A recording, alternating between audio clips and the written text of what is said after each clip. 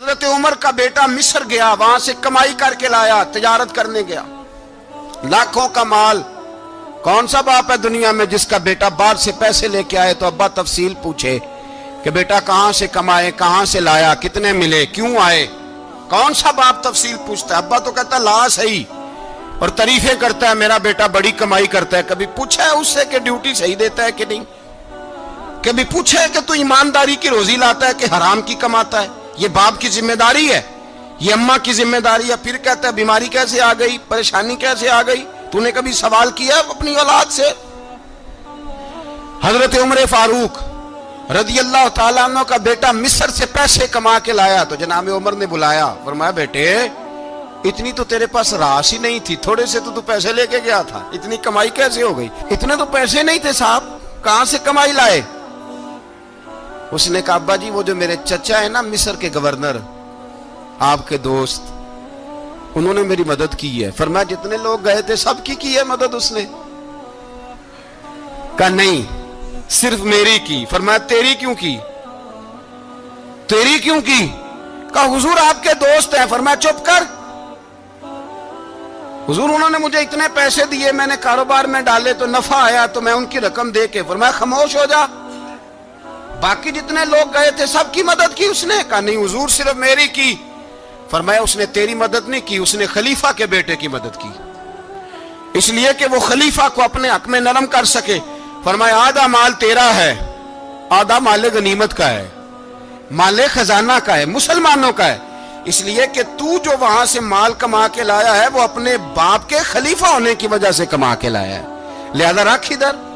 یہاں کہتے ہیں کدھر سے آیا، کیسے آیا، کون سا حساب دیں، کیا کریں؟ او بھائی حضرت عمر رضی اللہ تعالیٰ عنہ کا اپنی اولاد کے بارے میں یہ رنگ ہے۔ ایک جنگ سے نا خوشبو آئی، خوشبو بڑی مہنگی ہوتی تھی، عرب میں خوشبو آج بھی بڑی مہنگی ہے، وہ زیادہ استعمال کرتے ہیں۔ میری باتوں کی سمجھ آ رہی ہے میرے بھائیوں؟ بڑی مہنگی خوشبو تھی۔ جب وہ خوشبو آئی تو حضرت عمر نے کہا، گھر میں پہلے پہنچی حضرت عمر کے، چونکہ زیادہ عورتیں استعمال کرتی تھی گھر کے اندر خوشبو، مرد بھی لگاتے تھے۔ حضرت عمر نے اپنی بیوی سے کہا، آپ کی زوجہ تو تھی وہ بڑی خوشبو کو پسند کرتی تھی۔ حضرت عمر نے اپنی زوجہ سے کہا کہ خوشبو لاؤ، میں نے ایک عورت کی ڈیوٹی لگائی ہے، وہ خوشبو تول کے نا تو حصہ برابر صحابہ میں بانٹ دے گی۔ تو آپ کی زوجہ کہنے لگی کسی بی بی کی ڈیوٹی لگانے کی کیا ضرورت تھی، میں جو موجود تھی میں بانٹ دیتی ہوں تول کے حصہ برابر۔ آپ نے فرمایا نہیں تو رہنے دے، وہ فلانی بی بی بانٹے گی۔ کہا حضور میں نے بھی بانٹنی ہے، میرے پہ کچھ حق ہے؟ آپ نے فرمایا نہیں، تو تفصیل نہ پوچھ، تو خوشبو دے دے، کوئی اور بانٹے گی۔ خاتون خانہ تھی نا، کہنے لگی نہیں مجھے بھی آج آپ کو بتانا ہی پڑے گا کہ کوئی جو بانٹ سکتی ہے تو میں کیوں نہیں بانٹ سکتی؟ زوجہ کہتی عمر نے بات کی تو میری چیخیں نکل گئی۔ حضرت عمر فرمانے لگے جب تو خوشبو بانٹے گی نا تیرے ہاتھوں کو بھی لگے گی، تیرے دوپٹوں کو بھی لگ جائے گی۔ اگر رب کریم نے مجھ سے سوال پوچھا کہ عمر خوشبو تو مسلمانوں کی تھی، تیری بیوی کے دوپٹے کو کیوں لگ گئی، تو میں اللہ کے حضور کیا جواب دوں گا؟ اگر اللہ نے یہ سوال کیا کہ تیری بیوی نے کیوں لگائی، وہ تو حصہ تھا مسلمانوں کا، تو نے تیری بیوی نے کیوں لگائی؟ تو فرمایا میں نہیں چاہتا کہ اللہ کے حضور مجھے اور تجھے باز پرس ہو، لہذا کسی اور کو بانٹنے دے۔ زوجہ روئی اور تڑپ کے کہنے لگی عمر مجھے لگتا ہے صبح قیامت بھی تیری بیوی ہونے کی وجہ سے اللہ مجھے جنت عطا فرما دے گا، تیری زوجہ ہونے کی برکت سے۔ بھائی یہ معیار رکھا، خدا کی قسم ایسا شخص تاریخ میں دوبارہ نہیں آیا۔ اتنا بڑا آدمی، اتنا بڑا شخص، اتنا بڑا آدمی، اور پھر رنگ یہ ہے کہ عمر 22 لاکھ مربع میل کا حکمران، 22 لاکھ، اور کھجور کے درخت کے نیچے مٹی کا ڈھیلا لے کے سو گئے ہیں، پرواہ کوئی نہیں، کوئی مسئلہ ہی نہیں۔ 2 غلام ساتھ بیٹھے تو ایک روٹی حضرت عمر نے گھر سے منگوائی، تھوڑا سا سرکہ، تو غلام کہنے لگے ہم نے بھی کھانی ہے۔ فرمایا کوئی حرج نہیں، روٹی کو پیٹ بھر کے کھانا ضروری تو نہیں، 3 حصوں میں بانٹ لیتے۔ ایک آدمی آیا ہوا تھا مصر کا رہنے والا ملنے کے لیے، اس نے پوچھا عمر کدھر ہے، تو کہا وہ ادھر جاؤ مسجد میں بیٹھے ہوں گے، اور واپس آیا تو کہنے لگا وہاں تو 3 غلام بیٹھے ہیں۔ ایک روٹی بانٹ بانٹ کے کھا رہے ہیں, لگتا ہے کئی دنوں سے روٹی نہیں ملی. کہا 3 غلام تو کوئی نہیں, وہاں 2 ہی تھے, تیسرے تو امیر المومنین تھے. اس نے کہا نہیں نہیں, 3 غلام ہیں, کپڑے بھی ایک طرح کے پہنے ہوئے ہیں, بلکہ 2 کے تو پھر صحیح ہیں, تیسرے کے تو زیادہ ماڑے ہیں. کپڑے بھی ایک طرح کے, کھانا پینا بھی ایک طرح کا, اور ان کا نشست برخاست بھی ایک طرح کی ہے, لہذا کوئی فرق نہیں. حضرت ابو ہریرہ کہتے ہیں میں لے کے آیا, اور جناب عمر کو جب میں نے کچی زمین میں تامت سمیٹ بیٹھے دیکھا تو میں رو پڑا. میں نے اس مصر سے آنے والے کو کہا تو اس کے جلوے دیکھ, اگر اس کی ذات میں اتنا حسن ہے تو محمد عربی کا مقام کیا ہوگا. یہ مقام غور ہے, مقام غور. 10 محرم کو لوگ دیگے پکائیں گے نا, نہیں پکانی ہے, کوئی بول دے نہیں, ہاں نہ نہیں کر دے, پروگرام بدلیا تو نہیں دی عید کی کہ وہی کام شروع ہوا ہے لاسٹ ٹائٹ ہونے والا. کیوں جی, پکنی ہے نا دیکھیں 10 محرم کو انشاءاللہ تعالی, ہم بھی پکائیں گے انشاءاللہ, یہاں بھی پروگرام ہوگا. تو 10 محرم کو جو دیگ پکنی ہے تو ایسا نہیں ہو سکتا کہ 1 محرم کو حضرت عمر کے نام کی بھی کوئی پک جائے. اگر امام حسن حسین کے نام کی دیگیں پکیں تو جو امام حسن حسین سے پیار کرنے والے ہیں, جو امام حسن حسین سے, ہم لوگوں نے بھی عجیب رٹا اپنایا ہے نا, ہم لوگ بات کا ایک پہلو دیکھتے ہیں دوسرا نہیں دیکھتے. حضرت امام حسن اور حسین کو بھی نبی پاک نے شہید کہا, اور جناب عمر کو بھی رسول اللہ نے خود شہید فرمایا. فرمایا شہید ہے, خود فرمایا اپنی زبان سے کہ یہ شہید ہے, خود میرا عمر شہید ہے. تو ان کے نام کی دیگ نہیں پکنی چاہیے, اس طرف نہیں ہماری توجہ ہونی چاہیے. اور اہل بیت نبوی, یہ بات میں پہلے بھی کرتا ہوں, آج پھر کرنا ضروری سمجھتا ہوں. اہل بیت کا پیار, سن لو کان کھول کے, اہل بیت کا پیار اگر ہمیں کسی نے سکھایا ہے تو سیدنا عمر فاروق نے سکھایا ہے. اہل بیت نبوت کی محبت اگر کسی نے سکھائی ہے تو کس نے سکھائی ہے, بول کے بتائیے. حضرت عمر نے. اہل بیت کا پیار ہمیں حضرت عمر نے بول کر کے سکھایا ہے. بھائی یاد رکھیں, کسی کی طاقت نہیں تھی دم مارنے کی حضرت عمر کے سامنے, طاقت ہی نہیں تھی. کیسر و کسرا کانپ جاتے تھے, جرأت ہی نہیں کرتے تھے حضرت. اور ہمارے تو تعلقات بڑے ہیں نا غیروں سے. حضرت ابو موسیٰ اشعری رضی اللہ تعالیٰ عنہ فرماتے ہیں میرا منشی عیسائی تھا, وہ کاتب کہتے تھے وہ لوگ, میرا حساب کتاب عیسائی تھا.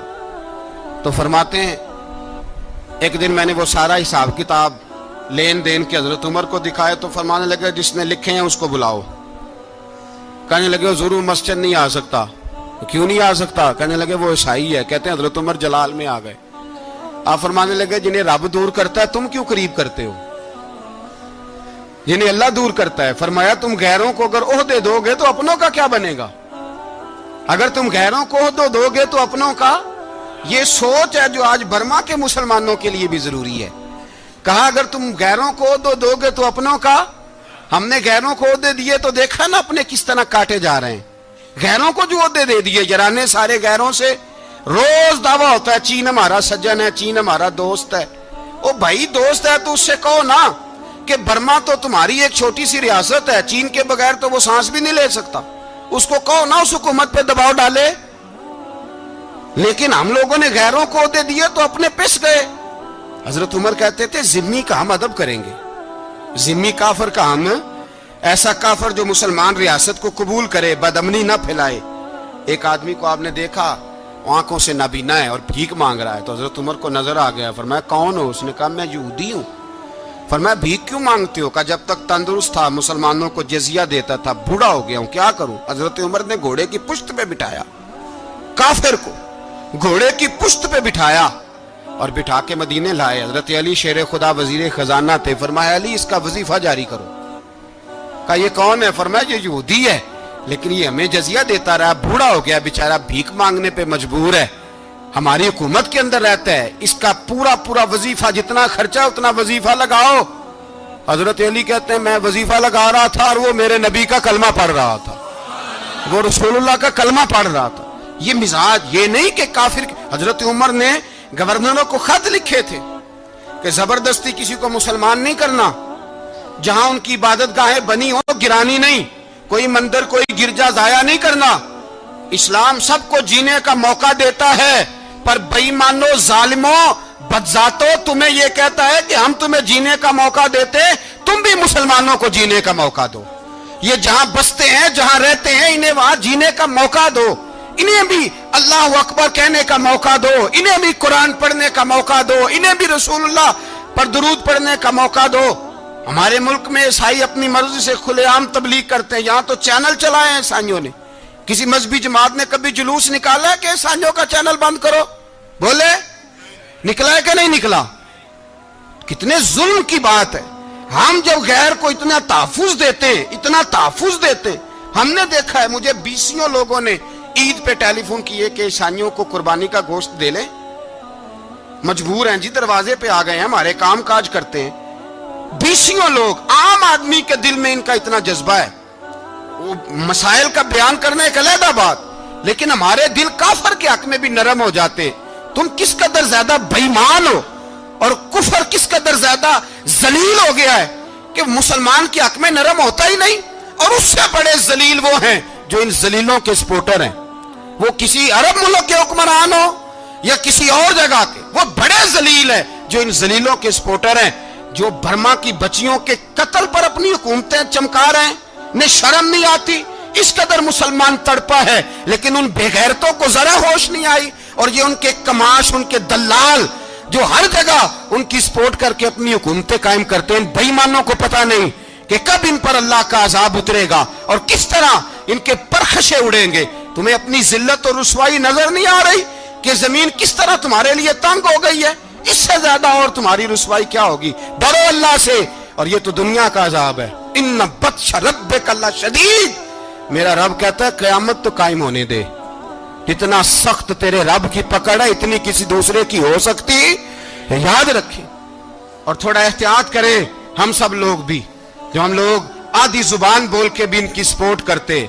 अब शर्म आनी चाहिए हमें इन हुकूमतों की सपोर्ट करते जो मुसलमानों की लाशों के ऊपर हुकूमतें कायम करते हैं। शर्म आनी चाहिए। बहरहाल बात दूर निकल जाएगी और मैं अपने मजमून पे रहता हूं। अहले बैत का प्यार अगर सिखाया है तो जनाब उमर ने सिखाया है रदी अल्लाह ताला अन्हो। इमाम हसन मिलने, आप यकीन करें, मैं जब इस वाकया को पढ़ता हूं तो मेरा दिल झूम जाता है। मैं कहता हूं यार, डाडा होना अपनी जगह पे, इश्क होना अपनी जगह पे, इंसान का बावकार होना अपनी जगह। जहां खड़े होना था वहां ये खड़े होते थे और जहां झुकना था वहां ये इन लोगों में इकबाल ने कहा था, तेरी निगाहे नाज से दोनों मुराद पा गए। अकले गियाबो जुस्तजू इश्के हुजूरो इस तरह। जहां अगर आया है सामने कैसरो किसरा तो उमर जैसा दलेर कोई नहीं। अगर सामने आया ईरान का बादशाह तो उमर जैसा तगड़ा कोई नहीं। अगर आया है सामने गुस्सान का बादशाह तो उमर जैसा आदिल कोई नहीं। लेकिन अगर अली का बेटा आया है, अगर फातिमा के लाल पारे आए हैं, तो फिर फारूक आजम से जैसा मुहिब कोई नहीं, फिर उनसे जैसा प्यार करने वाला कोई नहीं। अंदर बैठे हैं जनाब उमर, अंदर तन्हाई में कुछ वजीरों से गुफ्तगू हो रही है, मीटिंगें जारी हैं। आपके बेटे मिलने आए जनाबे अब्दुल्ला इब्ने उमर। अब्बा जी मिलने आए। बात ठहरो, बात कर रहा हूं, कोई ना अंदर आए। साहबजादा बाहर खड़ा है। थोड़ी देर गुजरी तो इमाम हसन भी आ गए। कौन आए? आपको अजय मिलेगा इमाम साहब का नाम लेने से, वो सरदार हैं जन्नतियों। कौन आए? सारे बोलिए। इमाम हसन, तेरी नस्ल पाक में है बच्चा बच्चा नूर का, तू है ने नूर तेरा सब घराना। इमाम हसन आए तो हजरत अब्दुल्ला इब्ने उमर को दरवाजे पे खड़े देखा। कहा अमीरुल मोमिनीन कहाँ हैं? कहने लगे हजरत उमर के बेटे। कहने लगे वो अंदर बैठे, कुछ मीटिंग हो रही है और उन्होंने कहा कोई अंदर ना आए, लेकिन आप जाना चाहें तो चले जाएं। आप जाना चाहें तो, तेरी नस्ल पाक में है बच्चा बच्चा नूर, आप जाना चाहें तो चले जाएं। तो उन्होंने कहा जब आप बाहर खड़े हैं तो मुझे कोई इतना जरूरी काम नहीं, और अभी जोर की नमाज थोड़ी देर में होगी, मैं मस्जिद में मिल लूंगा अमीरुल मोमिनीन से। ये बात कह के इमाम हसन चले गए। यार इतनी बड़ी बात नहीं थी, इतनी बड़ी बात नहीं थी। तो मेरे उस्तादों का बेटा भी आया तो कहा ठीक है जी वो सोए हुए हैं, तो कोई गर्ज नहीं यार, मैं ठहर के आ जाऊंगा। कोई बड़ी बात नहीं थी, देखा जाए तो बड़ी बात नहीं थी, पर बात बहुत बड़ी थी इसलिए कि ये खाली हसन नहीं, ये हसन इब्ने अली है, ये हजरत फातिमा के लख्ते जिगर। हजरत उमर बाहर निकले। अब्दुल्ला इब्ने उमर से पूछा कोई आया तो नहीं? तो कहा हुजूर इमाम हसन आए थे। تو کہا پھر شہزادے کو اندر کیوں نہیں بھیجا؟ کہا میں نے کہا تھا۔ وہ کہنے لگے اگر امیر المومنین مصروف ہیں تو میں ظہر میں مل لوں گا۔ حضرت عمر رونے لگے، فرمایا بیٹے تو نے اچھا نہیں کیا۔ پھر مسجد نہیں گئے، سیدھے امام حسن کے دروازے دستک دی۔ امام حسن باہر آئے، کہا شہزادے آئے تھے تو ملے کیوں نہیں؟ تو امام حسن کہنے لگے حضور آپ کا اپنا بیٹا دروازے پہ کھڑا تھا، آپ کا اپنا بیٹا دروازے پہ کھڑا تھا، اور منع بھی کیا تھا آپ نے تو میں زور میں مل لیتا۔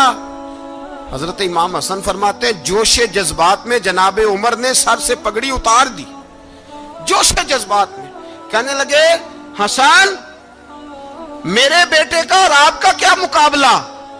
کیا اس کی ماں کا نام فاطمہ الزہرا ہے؟ کیا اس کی نانی کا نام خدیجۃ الکبریٰ ہے؟ کیا اس کے نانے کا نام محمد مصطفیٰ ہے؟ آپ کا اور اس کا کیا مقابلہ؟ پھر رو پڑے اور کہنے لگے بیٹے میں مکے کے صحراؤں میں اونٹ چرایا کرتا تھا، یہ جو میرے سر پر عزت کے بال ہیں یہ تیرے نانے کے اگائے ہوئے، میں مکے کے خبردار شہزادے خبردار۔ او بھائی اہل بیت نبوت کے ادب کا رنگ اگر سکھایا ہے تو سیدنا عمر نے سکھایا ہے۔ حضرت عمر فاروق اتھارٹی ہے، اسلام کی اتھارٹی۔ یکم محرم حضرت عمر کی شہادت ہے۔ یہودی بول اٹھا، کافر بول اٹھا، اگر 6 مہینے عمر دنیا میں اور رہتے تو دنیا میں کوئی کافر موجود نہ ہوتا۔ 6 مہینے۔ اور جب اس بطل جلیل کا جنازہ اٹھا، اللہ بخاری پڑھیے نا، اللہم ارزقنا شہادت فی سبیلک، اللہ بسترے کی موت نہ دینا، شہادت کی دینا۔ عمر شہید ہوئے، مسجد نبوی میں نماز پڑھاتے، اور جب جنازہ اٹھا تو مدینے کا پھر پیچھے جو دلیر بچے وہ مولا علی تھے۔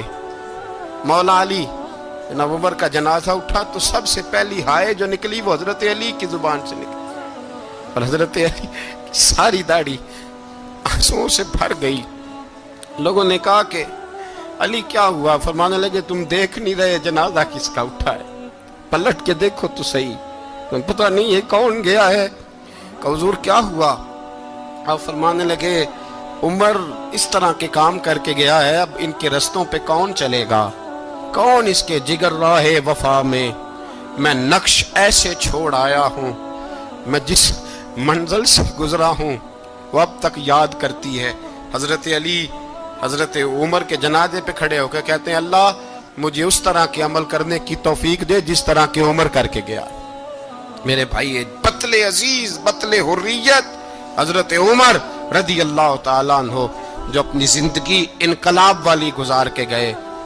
عمر جب دنیا سے گئے تو 80 دینار کا قرضہ تھا، 22 لاکھ مربع میل کا حکمران، اور اپنے بیٹے سے کہنے لگے بیٹے کوشش کرنا تیرے خاندان والے مل کے میرا قرضہ اتار دے، میری قبر پہ بوجھ نہ رہے، اور اگر خاندان والے مدد نہ کریں تو میرے دوستوں سے بات کرنا، وہ مدد نہ کریں تو پھر علی سے بات کرنا۔ ان کا پیار آپس میں اتنا اور تو اختلاف ثابت کر رہا۔ 80 دینار کا قرضہ چھوڑ کر حضرت عمر دنیا سے گئے، اور جاتی دفعہ کہہ گئے میرے بعد میرے بچوں کو حکومت کے مشورے میں بھی شامل نہ کرنا، حکومت کے مشورے میں بھی میری اولاد شامل نہ ہو۔ اتنا بڑا شخص اتنا بڑا رنگ دے کے یکم محرم کو جب عمر فاروق کا وصال ہوا تو بیٹے سے کہنے لگے اماں عائشہ سے جا کے کہو میرا بھی نبی پاک کے روزے میں دفن ہونے کو دل کرتا ہے۔ ایک قبر کی جگہ ہے اماں جی نے اپنے لیے رکھی ہے، بخاری ہے بخاری۔ حضرت عائشہ کے پاس صاحبزادے گئے، کہنے لگے اماں جی عمر کو زخم لگ گیا ہے، حالت بڑی پریشانی والی ہے۔ وہ کہتے ہیں اگر اماں اجازت دیں۔ سید عائشہ رو پڑی، فرمانے لگی کہ وہ اپنی قبر کی جگہ تو نہیں نہ کسی کو دیتا، پر عمر نے کمال ہی بڑا کیا، اسے کہو جاؤ گنبد خضرا میں قیامت تک جو مصطفیٰ پہ اور ابو بکر پہ سلام پڑے گا وہ تجھ پہ بھی سلام پڑھ کے جائے گا، جاؤ میں نے جگہ دی۔